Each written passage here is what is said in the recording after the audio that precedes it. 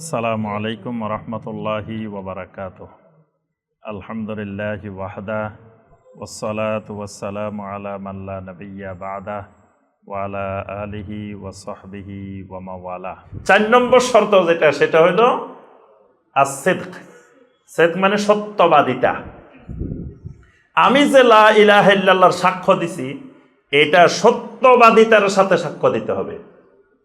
মুনাফিকরাও সাক্ষ্য দিছে, কিন্তু আল্লাহ রাব্বুল আলামিন বলছেন ওয়াল্লাহু ইয়াশহাদু ইন্নাল মুনাফিকিনা লাকাযিবুন। আমি আল্লাহ সাক্ষ্য দিচ্ছি, মুনাফিকরা যে সাক্ষীটা দিছে এটা মিথ্যাবাদী, মিথ্যা সাক্ষী দিছে। তাহলে লা ইলাহা ইল্লাল্লাহর সাক্ষ্যটা কি হইতে হবে? সত্যবাদিতার সাক্ষ্য, যেই সত্যবাদিতা সকল মিথ্যাকে দূর করে দিবে। এই জন্য নবী সাল্লাল্লাহু আলাইহি সাল্লাম বলেন, মা মিন আহাদিন ইয়াশহাদু আল্লা ইলাহা ইল্লাল্লাহ ওয়া আন্না মুহাম্মাদার রাসূলুল্লাহ সিদকাম মিন কলবিহি ইল্লা হাররামাহুল্লাহু আলান নার। যে ব্যক্তি সাক্ষ্য দিবে লা ইলাহা ইল্লাল্লাহ, আল্লাহ ব্যতীত সত্য আর কোনো মাবুদ নাই, ওয়া আন্না মুহাম্মাদার রাসূলুল্লাহ, মুহাম্মদ সাল্লাল্লাহু আলাইহি ওয়াসাল্লাম আল্লাহর রাসূল, সিদকাম মিন কলবিহি, অন্তর থেকে সত্যবাদিতার সাথে। খালি সাক্ষ্য দিলে হবে না, সাক্ষ্যটা সিদকাম মিন কলবিহি, অন্তর থেকে সত্যবাদিতার সাথে। ইল্লা হাররামাহুল্লাহু আলান নার, আল্লাহ রাব্বুল আলামিন জাহান্নামকে তার জন্য হারাম করে দিবেন। সুবহানাল্লাহ। জাহান্নাম তার জন্য কি হয়ে যাবে? হারাম হয়ে যাবে। আর শিরিক করলে জান্নাত হারাম হয়ে যায়। শিরিক করলে সূরা আল মায়েদার 72 নম্বর আয়াত আল্লাহ পাক বলছেন, ইন্নাহু মান ইউশরিক বিল্লাহি ফাকাদ হাররামাল্লাহু আলাইহিল জান্নাহ। যে ব্যক্তি আল্লাহর সাথে শরীক করবে, আল্লাহ তার জন্য জান্নাতকে হারাম করে দেন। নাউযুবিল্লাহ। শিরিক করলে জান্নাত হারাম। আর কেউ যদি লা ইলাহা ইল্লাল্লাহর সাক্ষ্যটা দেয় সিদকান মিন কলবিহি, অন্তর থেকে সত্যবাদিতার সাথে, তাহলে হাররামাহুল্লাহু আলান নার, জাহান্নামের আগুন আল্লাহ পাক তার জন্য কি করে দেন? হারাম করে দেন। যেমন ঈমান এনেছিলেন সাহাবায়ে কেরাম। সাহাবায়ে কেরামের ঈমান ছিল সিদকের সাথে ঈমান, মুনাফিকদের ঈমান ছিল কিজবের সাথে ঈমান, মিথ্যাবাদিতার সাথে ঈমান। এজন্য আল্লাহ পাক সাহাবায়ে কেরামদেরকে নাম দিয়েছেন সাদিকিন। সূরা আত-তাওবার 119 নম্বর আয়াত আল্লাহ পাক বলছেন, ইয়া আইয়ুহাল্লাযীনা আমানুত্তাকুল্লাহ ওয়া কুনু মা'আস সাদিকিন। কুনু মা'আস সাদিকিন, এই সাদিকিন মানে সাহাবায়ে কেরাম। কিন্তু আমাদের সমাজে এটা দলিল হয়ে গেছে কিসের? যে পীর মুরিদির দলিল। এই আয়াত হইছে পীর মুরিদির দলিল। কয় আল্লাহ কইছে সত্যবাদিতার সাথে, সত্যবাদীদের সাথে থাকো। আর পীর সাহেবেরা নাকি সত্যবাদী। তো পীর সাহেবেরা যদি তাদের ইমানে সত্যবাদী হয়, তাদের অন্তর একবারও কাঁপল না। সেই যে নতুন নতুন জিকির আবিষ্কার করছে, নতুন নতুন ইবাদত আবিষ্কার করছে, নতুন নতুন বায়াত আবিষ্কার করছে, নতুন নতুন খেলাফত আবিষ্কার করছে, এত শত শত বেদাতের আর শিরকের জন্ম দিছে, যার অন্তরে বিন্দুমাত্র ভয় আসে নাই, সেই সাদিকিন হয় কেমনে? কি বলেন? আল্লাহ রাব্বুল আলামিন এখানে সাদিকিন, সকল তাফসিরে বলা হয়েছে সাদিকিন মানে হুম আসহাবু মুহাম্মাদিন সাল্লাল্লাহু আলাইহি ওয়াসাল্লাম। সাহাবায়ে কেরামদেরকে আল্লাহ পাক সাদিকিন বলছেন। আর এই আয়াতগুলো নাজিল হয়েছে 3 জন সাহাবীর শানে। ওইটা তো জানেন, 3 জন প্রসিদ্ধ সাহাবী। একজন হলেন কাব ইবনে মালিক রাদিয়াল্লাহু তাআলা আনহু, একজন হলেন হেলাল ইবনে উমাইয়া রাদিয়াল্লাহু তাআলা আনহু, একজন হলেন মুরারা ইবনু, একজন ছিলেন যে মুরারা রাদিয়াল্লাহু তাআলা আনহু। 3 জন। এই 3 জন সাহাবীর শানে আল্লাহ রাব্বুল আলামিন এই আয়াতে কারিমাগুলো নাযিল করেছেন। সূরা আত-তাওবার 116, 17, 18, 19 পর্যন্ত। এখানে এই 3 জন সাহাবীর তাওবা কবুলের ঘটনা আল্লাহ পাক বর্ণনা করেছেন। তারা তাবুকে যুদ্ধে যাইতে পারেন নাই। পরবর্তীতে 50 দিন পর্যন্ত তাদের অনেক কষ্ট করতে হয়েছে। পরে আল্লাহ রাব্বুল আলামিন তাদের তাওবাকে এমনভাবে কবুল করছেন, আল্লাহ পাক আয়াত নাজিল করে তাদের তওবা কবুলের ঘোষণা দিয়েছেন। সুবহানাল্লাহ। আর তাদের তওবার কারণে এই সূরাটার নাম হলো সূরা আত-তাওবা। তাহলে ওই 3 জন সাহাবীর ঘটনায় আল্লাহ পাক সাহাবায়ে কেরামদেরকে নাম দিয়েছেন সাদিকিন। অর্থাৎ কিয়ামত পর্যন্ত আমাদের ঈমানগুলো হইতে হবে সাহাবায়ে কেরামদের মতো। সাহাবায়ে কেরামরা যখন খন্দকের যুদ্ধে গেলেন, খন্দকের যুদ্ধে যাওয়ার পরে তখন তারা যখন কাফেরদের সাথে মোকাবেলা করতেছিলেন, খন্দকের গর্ত খনন করতেছিলেন, আহজাব যখন পরীক্ষা খনন করতেছিলেন, তখন আল্লাহ রাব্বুল আলামিন এই সাহাবায়ে কেরামের পরীক্ষা খননের কাজটাকে সূরা আল আহজাবের মধ্যে বলছেন যে সাহাবায়ে কেরামেরা সেদিন তাদের ঈমানের সত্যবাদিতার প্রমাণ দিচ্ছিলেন। সুবহানাল্লাহ।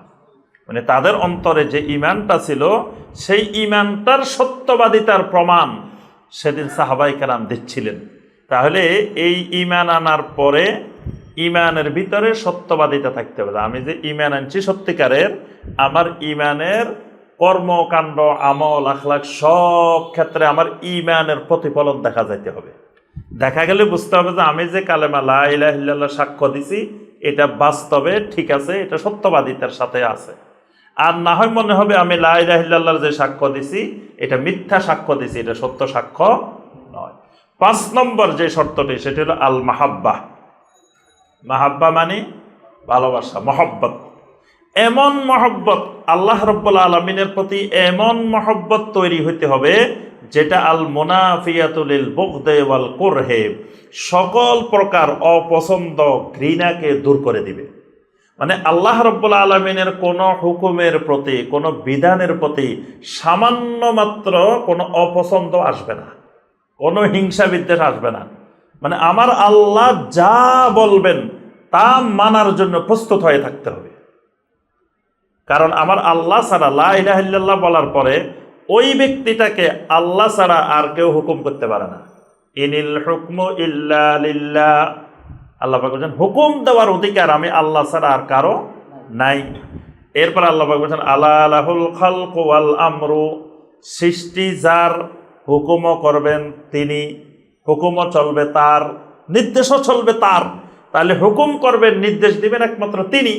আর যিনি লা ইলাহা ইল্লাল্লাহ বলবেন তার সাথে আল্লাহ রাব্বুল আলামিনের এমন ভালোবাসা তৈরি হবে, মহব্বত, যে মহব্বতে সে আল্লাহর হুকুম পালন করাটাকে সৌভাগ্যের ব্যাপার মনে করবে, বরং আল্লাহর হুকুম থেকে দূরে থাকাটা তার কাছে অস্বস্তিদায়ক হবে।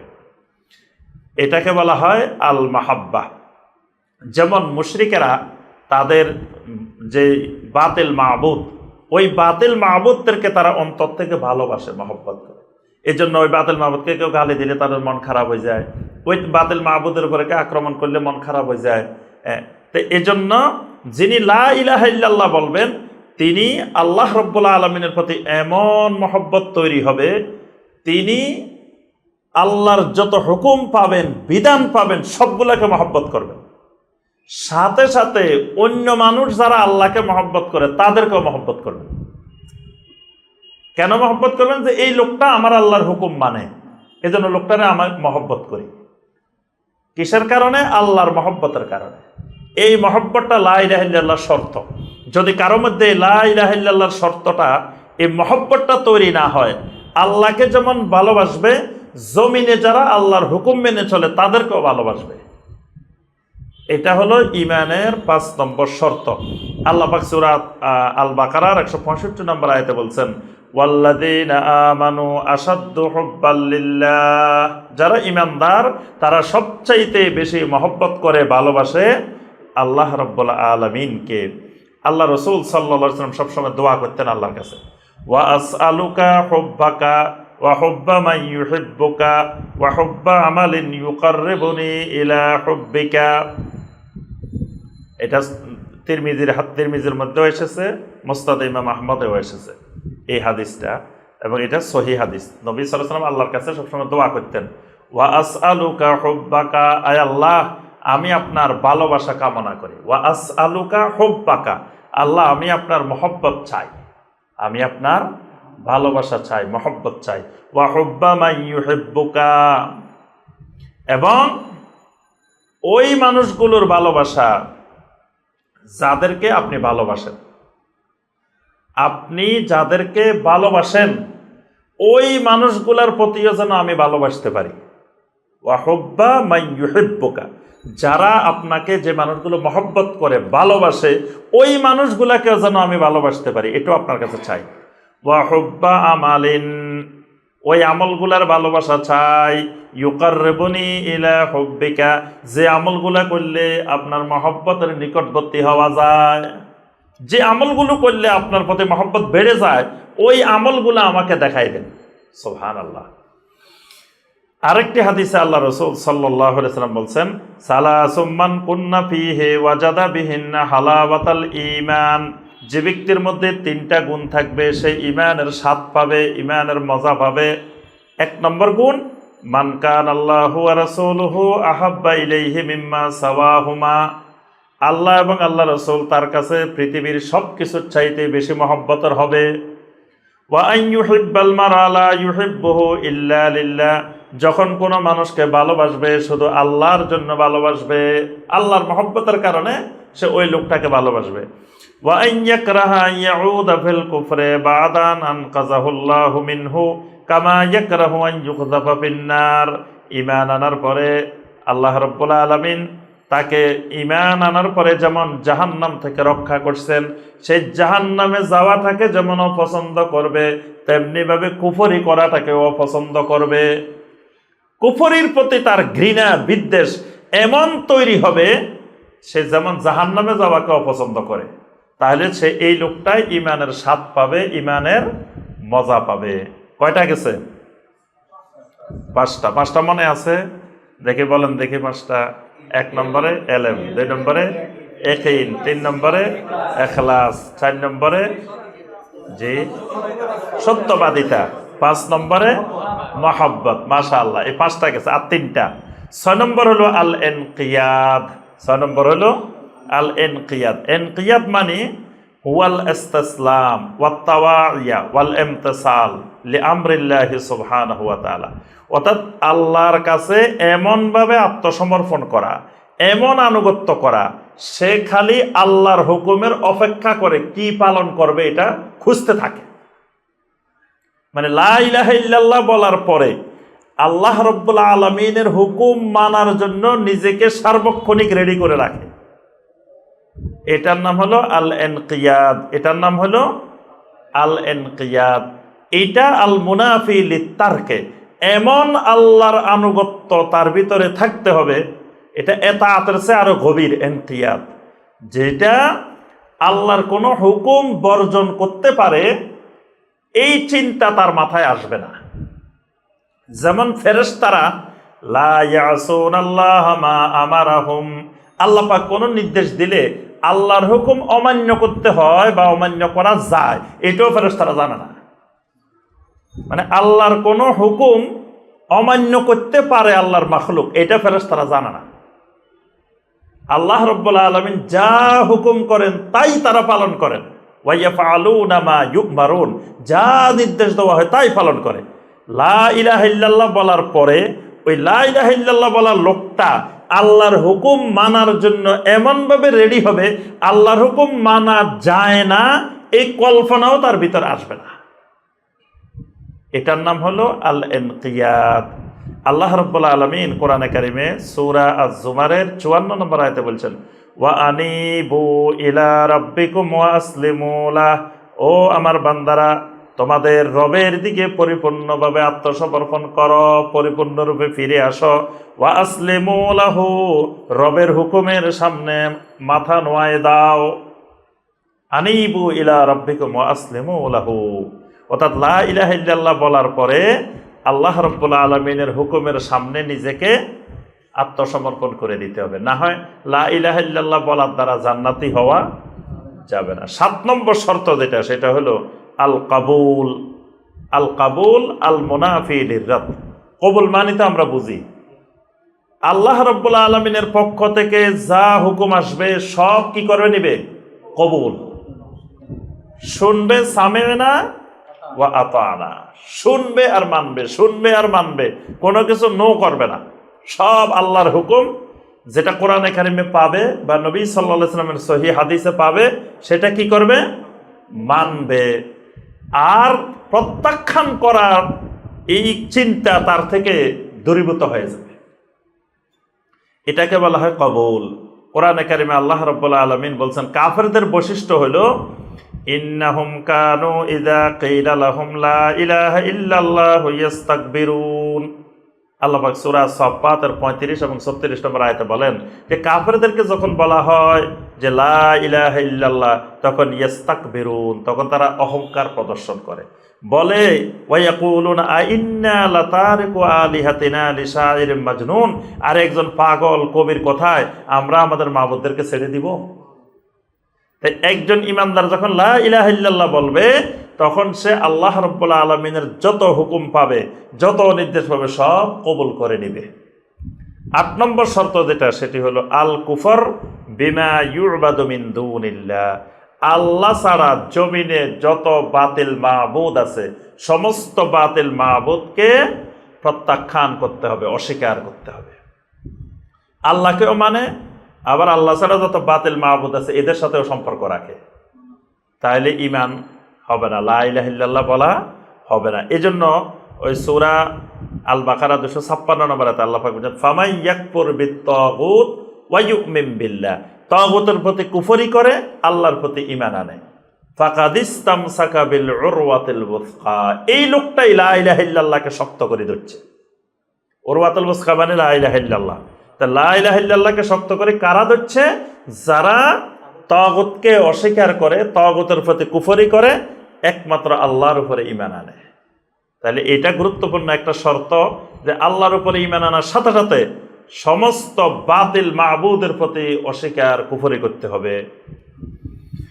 যেমন নবী সাল্লাল্লাহু আলাইহি ওয়াসাল্লাম বলেছেন মান ক্বালা লা ইলাহা ইল্লাল্লাহ ওয়া কাফারা বিমা ইউবাদু মিন দুনিল্লাহ হারুমা মালুহু ওয়া দামুহু, যে ব্যক্তি লা ইলাহা ইল্লাল্লাহ বলছে, আল্লাহ ছাড়া সমস্ত বাতিল মাবুদের প্রতি কুফরি করছে, তার সম্পদ, তার রক্ত পবিত্র হয়ে গেছে, মানে তার সম্পদের উপরে, রক্তের উপরে আর কেউ হস্তক্ষেপ করতে পারবে না। ইব্রাহিম আলাইহিস সালামকে আল্লাহ রাব্বুল আলামিন বলছেন উসওয়ায়ে হাসানা, সূরা আল মুমতাহিনার 4 নম্বর আয়াতে আল্লাহ পাক বলেন ইব্রাহিম এবং ইব্রাহিমের উম্মতের মধ্যে তোমাদের জন্য উসওয়ায়ে হাসানা আছে। উসওয়ায়ে হাসানাটা কি? কাদ কানাত লাকুম উসওয়াতুন হাসানাতুন ফি ইব্রাহিম ওয়াল্লাযীনা মাআহু, ইব্রাহিম এবং তার সাথে যে ঈমানদাররা আছে এদের মধ্যে তোমাদের জন্য উসওয়ায়ে হাসানা আছে, উত্তম আদর্শ আছে। ইজ ক্বালু লিকাওমিহিম, যখন তারা তাদের কওমকে বলেছিলেন ইন্না বুরাআউ মিনকুম, আমরা তোমাদের সাথে সম্পর্ক বিচ্ছিন্ন করে দিলাম। যখন তাদের বাপকে, ভাইকে, মাকে, আত্মীয় স্বজনকে ডেকে ডেকে বলছে ইন্না বুরাআউ মিনকুম, আজকে থেকে তোমাদের সাথে আমাদের সম্পর্ক বারা হয়ে গেছে, ওয়ালা নাই, এখন থেকে তোমাদের সাথে বারা, সম্পর্ক ছিন্ন করে দিলাম। ওয়া মিম্মা তা'বুদুনা মিন দুনিল্লাহ, খালি তোমাদের সাথে সম্পর্ক ছিন্ন করলাম না, তোমরা যে সমস্ত বাতিল মাবুদের ইবাদত করো তাদের সাথেও সম্পর্ক ছিন্ন করে দিলাম। তাহলে খালি কাফের, মুশরিক তাদের সাথে সম্পর্ক বাড়া করলে হবে না, তারা যে সমস্ত বাতিল মাবুদের ইবাদত করে ওই বাতিল মাবুদের সাথেও সম্পর্ক চিহ্ন করতে হবে। এটা হলো 8 নম্বর শর্ত। এটাকে মানে সংক্ষেপে বলা হয় কুফর বিত-তাগুত বা আল কুফর বিমা ইউবাদু মিন দুনিল্লাহ। তাহলে আমরা কয়টা শর্ত পাইলাম? 8টা। এটা লা ইলাহা ইল্লাল্লাহর শর্ত। 1 নম্বরে এলেম, 2 নম্বরে ইয়াকিন, 3 নম্বরে ইখলাস, 4 নম্বরে সত্যবাদিতা, 5 নম্বরে মাহাব্বা, 6 নম্বরে হলো ইনকিয়াদ মানে আত্মসমর্পণ, জি, 7 নম্বরে কবুল করা, 8 নম্বরে কুফর বিত-তাগুত বা কুফর বিমা ইউবাদু মিন দুনিল্লাহ। আল্লাহ পাক আমাদেরকে এই 8টি শর্ত সহকারে ঈমান আনার, লা ইলাহা ইল্লাল্লাহ বলার তৌফিক দান করুন। আল্লাহ পাক আমাদের ঈমানটাকে পরিপূর্ণ করে দিন। এই ঈমান দিয়ে আল্লাহ রাব্বুল আলামিন আমাদেরকে জান্নাত পাওয়া যায়, এই তৌফিক আল্লাহ পাক আমাদের সবাইকে দান করুন। আমিন ইয়া রাব্বাল আলামিন। পরবর্তী দার্সে ইনশাআল্লাহ আমাদের লা ইলাহা ইল্লাল্লাহর আলোচনা শেষ। এরপরে প্রশ্ন বেশি দেওয়া যাবে না, অল্প কয়টাই আমরা আলোচনা করব। তো পরবর্তী দার্সে মুহাম্মদুর রাসূলুল্লাহ এই সাক্ষ্য দেওয়ার অর্থ কি, তারপরে আমাদের বাকি আরও যে 4টা রোকন ইসলামের, এইগুলো পরবর্তী দার্সে ইনশাআল্লাহ আলোচনা হবে।